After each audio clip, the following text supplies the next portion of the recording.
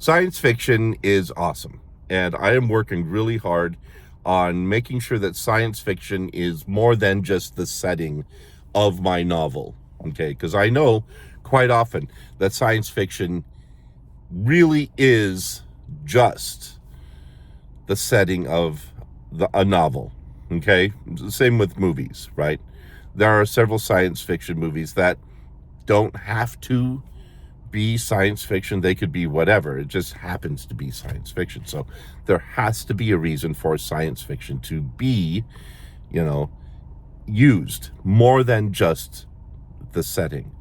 And so for me, I'm dealing with quite a few issues and building up to the point where it is integrated science fiction, the concepts of science fiction, the ways that science fiction deals with things is part of every section of the novel. It is integrated tightly in there so that this story, the way this story works, can only be done in science fiction.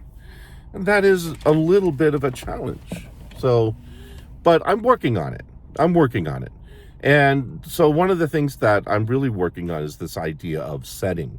And I do want a nice science fiction setting. So most of the setting is in locations that are classic science fiction, almost cliche science fiction. So, space station and spaceship.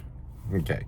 So the space station is huge. Okay. It was originally designed for 6 million people. So if the original design parameters of this space station was for 6 million people, it's going to be large. And when I'm talking people, I'm talking humans, most humans, and then their clones, where some clones are really small, some clones are huge, but the majority of clones are still normal human sized.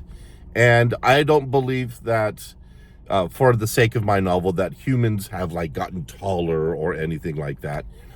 We've pretty much the same as we are now. We have manipulated our environment so well in space that our bodies don't have to change magnificently to survive in space, right?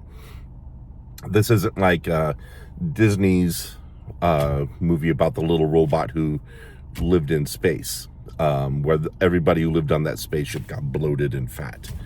No, this is different. Okay, this is where people still look like people. Okay. Now, one of the things about this space station is that not only is it built for 6 million people, it grew. Things are going to grow, and it grew huge. It is quite old by now. Definitely more than 100 years old, several hundred years old. The civilization is really strong there. That has their own taste and aesthetic. And in this solar system that they're in, there are 7 of these space stations, and they're all huge. Okay. And then there's a planet that they're working on terraforming.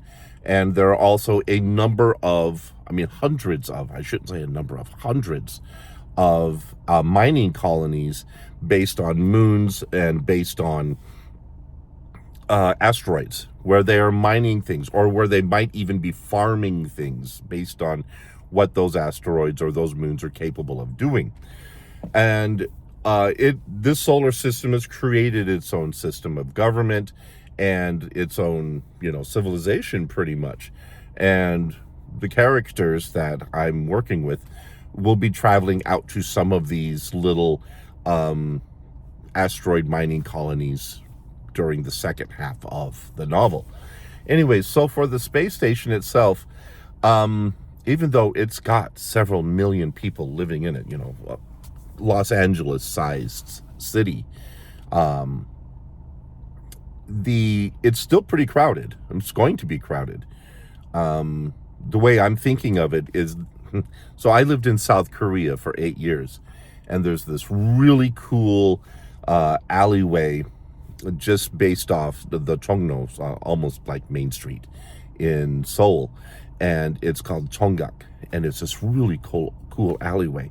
But the way the Chonggak works is it's not straight. It's always bending around corners. And in my mind, that's most of the space station is like that, where there's nothing that runs long and straight. And that's how the architects deal with the problem of people, getting, discombobulated in their heads with the idea of this big curving tunnel-like shape. is that nothing really goes straight for very long unless you are in a large public park area. And so like the Cheongak, there's all these little bends and turns and hidden alleyways and very cool places to eat, great shopping. I mean, I used to go there. There's one of my favorite bookstores was near the Cheongak, McDonald's, and of course, loads of great noodle houses, bars. There's even a Pachenko parlor based off the Cheongak in Seoul. And so this is kind of what that space station does, particularly in the segment of the space station that my characters are in. So my characters will go to a number of locations. Like there's 2 docking areas that they go to, and then there's the promenade. And the promenade is where they do a lot of their shopping and commerce, going out to eat, restaurants, things like that. There's a bar that they go to at one point.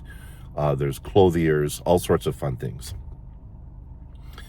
And so what I'm working on right now is how to create this setting so that it is definitely science fiction, but also understandable enough for a human to envision in their head.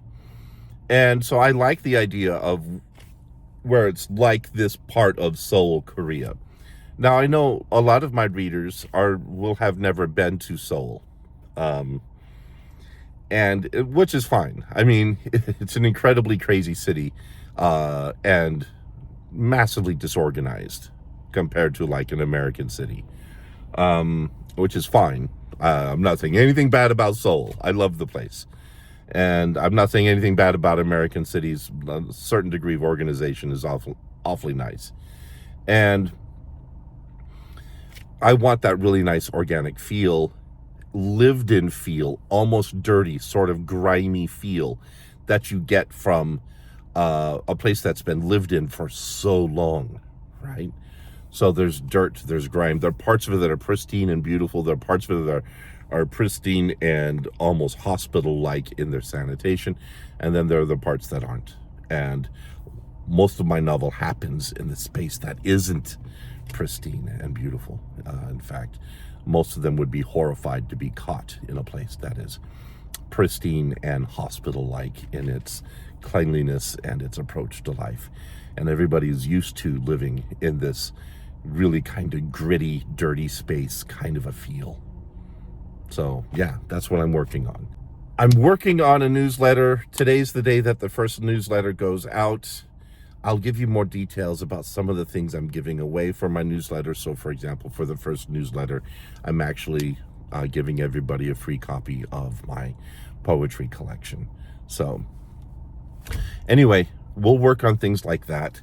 And it'll be good. I hope you guys have a very nice day and Merry Christmas.